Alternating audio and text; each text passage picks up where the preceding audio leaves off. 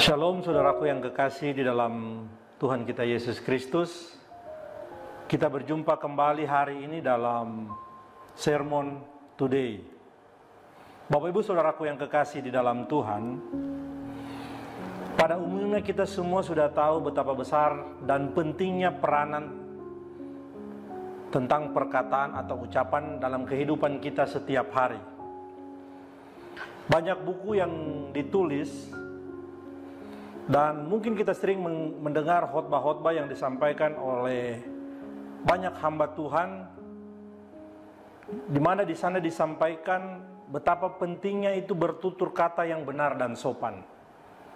Bahkan kita juga mungkin di bangku sekolah diajarkan bagaimana cara berkomunikasi yang benar dan sopan dengan sesama kita, Bapak Ibu.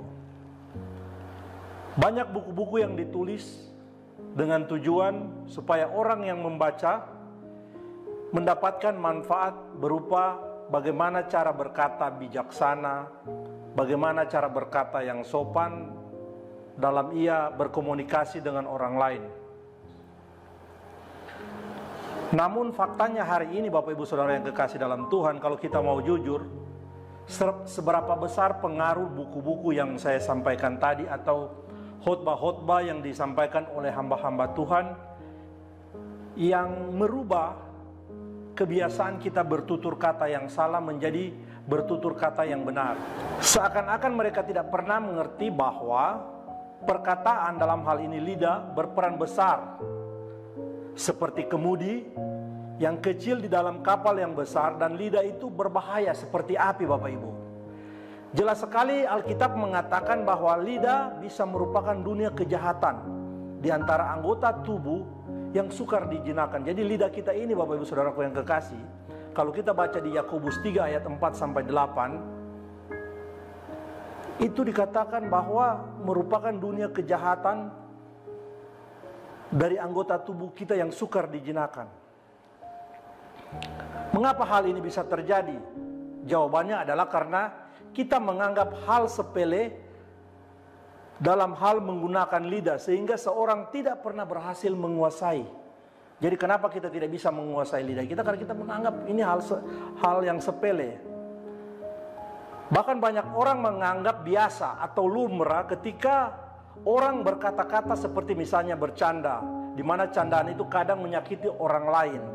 Bahkan ada beberapa orang berpendapat bahwa sebuah kelucuan atau komedi sampai-sampai mengeluarkan perkataan yang menurut mereka itu hanya candaan. Padahal Bapak Ibu Saudara yang kekasih, kalau kita ketahui bahwa kadang candaan atau kelucuan itu mengarah kepada menghina orang lain, melecehkan orang lain.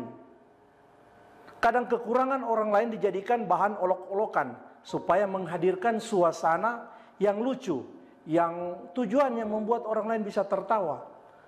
Mungkin hal semacam ini dianggap sepele, dan tanpa kita sadari kadang mungkin kita terlibat dalam suasana seperti ini. Tanpa kita sadari kita mengeluarkan perkataan-perkataan yang sia-sia. Lidah kita tidak bisa terkontrol, Bapak Ibu. Sebenarnya lidah hanya sarana biasa, bukan pelaku utama ketika perkataan itu dikeluarkan. Yang menjadi pelaku utama sebenarnya adalah pikiran, perasaan, dan kehendak yang menggerakkannya.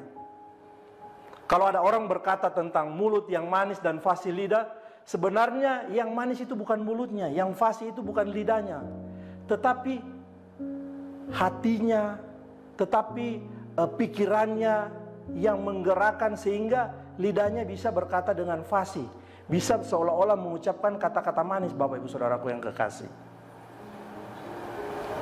Namun jika seseorang mau berucap bijak, yang harus dikelola bukan lidahnya secara langsung, tetapi yang harus dikelola adalah hati dan jiwanya. Lidah memang harus dikendalikan, Bapak Ibu.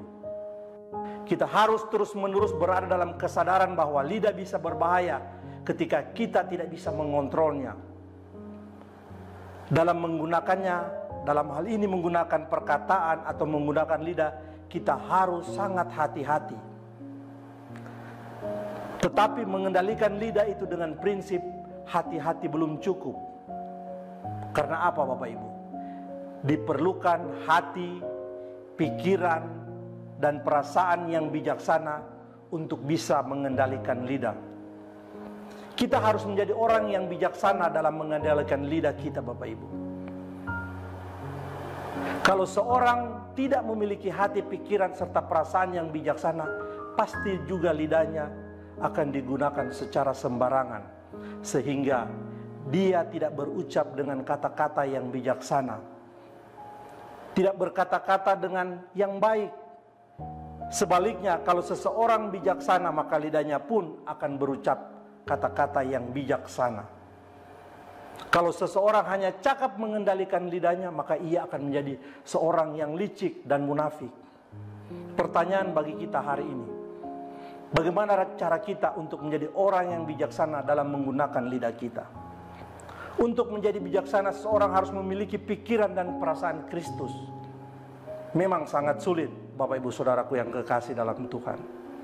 Tetapi ketika kita melakukan hal ini terus-menerus, maka secara otomatis apa yang kita katakan, apa yang keluar dari mulut kita, ucapan bibir, lidah kita itu akan sesuai dengan apa yang dikehendaki oleh Tuhan. Untuk dapat berpikir seperti Yesus adalah dengan mulai berpikir pikiran yang matang. Pikiran yang terfokus kepada orang lain, bukan hanya kepada diri sendiri. Dalam tulisannya Rasul Paulus mengenai pengertian kasih, Rasul Paulus menyimpulkan bahwa pemikiran tentang kepentingan orang lain adalah tanda dari kedewasaan. Di mana di sana dikatakan, ketika aku kanak-kanak, aku berkata seperti kanak-kanak. Aku merasa seperti kanak-kanak, aku berpikir seperti kanak-kanak. Sekarang aku sudah menjadi dewasa, aku meninggalkan sifat kanak-kanak itu.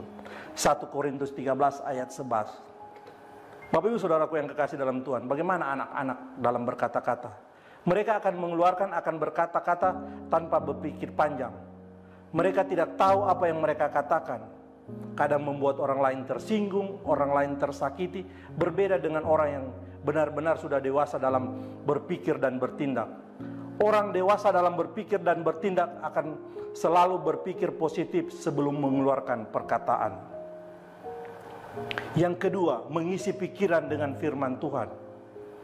Ketika kita tidak menerima roh dunia, tetapi roh yang berasal dari Allah, supaya kita tahu apa yang dikaruniakan Allah kepada kita. Dan karena kami menafsirkan hal-hal rohani kepada mereka yang mempunyai roh, kami berkata-kata tentang karunia-karunia Allah dengan perkataan-perkataan yang bukan diajarkan kepada kami oleh hikmat manusia, tetapi oleh roh. 1 Korintus 2 ayat 12 dan 13. Bapak Ibu Saudaraku yang kekasih dalam Tuhan, mari setiap hari kita memperkatakan apa yang sudah diajarkan kepada kita lewat firman Tuhan. Dan selalu memperkataan tentang karunia Allah, tentang perbuatan Allah yang luar biasa, bukan perkataan yang sia-sia. Mari kita mulai mengontrol perkataan kita. Kita selalu berbicara tentang bagaimana perbuatan Allah yang luar biasa, sehingga setiap perkataan yang kita ucapkan itu bisa memberkati orang lain. Biarlah kebenaran firman Tuhan hari ini akan semakin membuat kita bisa mengontrol perkataan kita, dan kita akan menjadi orang yang bijaksana dalam bertutur kata dan menyampaikan kebenaran sesuai yang dikehendaki oleh Allah.